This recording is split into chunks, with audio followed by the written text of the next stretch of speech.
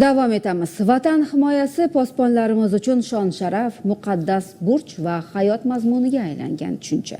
Shu kunlarda mamlakatimiz bo'ylab qurolli kuchlarimiz tashkil etilganligining 34 yilligi hamda 14-yanvar Vatan himoyachilari kuni keng nishonlanmoqda. Jumladan poytaxtimizdagi Xalqlar do'stligi san'at saroyida ushbu muhim sana munosabati bilan tantanali tadbir o'tkazildi.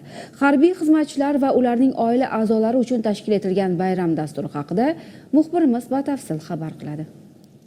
14-yanvar Vatan himoyachilari kuni va O'zbekiston Respublikasi qurolli kuchlari tashkil etilganligining 34 yilligi munosabati bilan bayram tadbiri boshlanish arafasida va dastlab Xalqlar do'stligi saroyida tadbirga tashrif buyurganlar uchun respublikamizda mavjud kuch tuzilmalarining harbiy texnikalari namoyishi ham o'tkazilmoqda.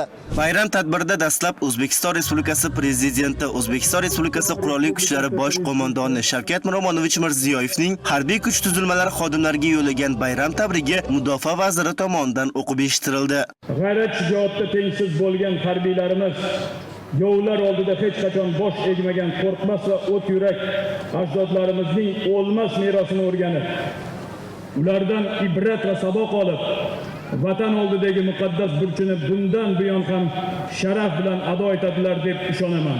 Shavkat Mirziyoyev, O'zbekiston Respublikasi Prezidenti, Qurolli Kuchlar oliy bosh qo'mondoni.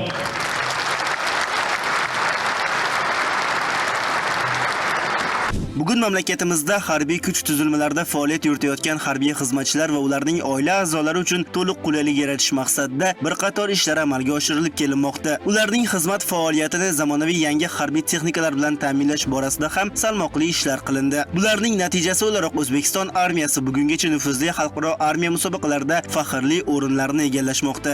Birinchi marta men o'zim ham 2020-yilda armiya o'yinlariga qatnashishni boshlaganman. To'g'risini aytganda boshqa davlatlar oldinlari boshqacha ko'z bilan qaragan bo'lsa, hozirgi kunda O'zbekiston armiyasi musobaqaga borgan vaqti ular уже chekinishni boshlagan. Buning sababi o'zimizda qurolli kuchlarda harbiylarimiz juda ham kuchli tayyorgarlikka ega va bukilmas matonati bilan chet el armiyalariga o'rnak bo'lyapti desak.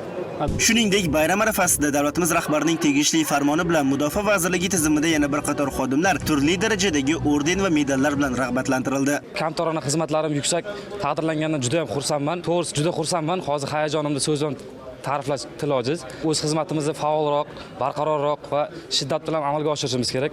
Xalq va armiya bir tanu bir jon shiori ostida o'tkazilgan bayram tadbiri estradamiz vakillarining sho'x kuy-qo'shiqlari bilan davom ettirildi.